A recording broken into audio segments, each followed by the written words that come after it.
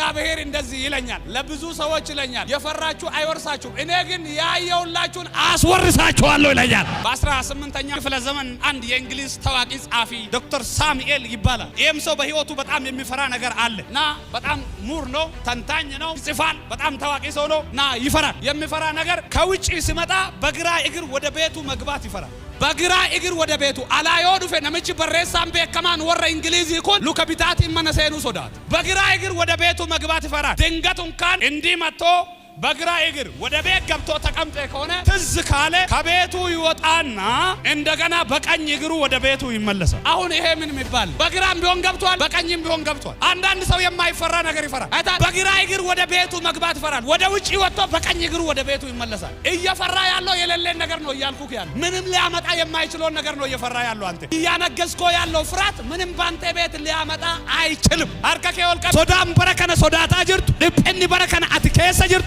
ke keessa jireenya ke keessatti waan takka gochuu hin danda'u galgala kana garagaleera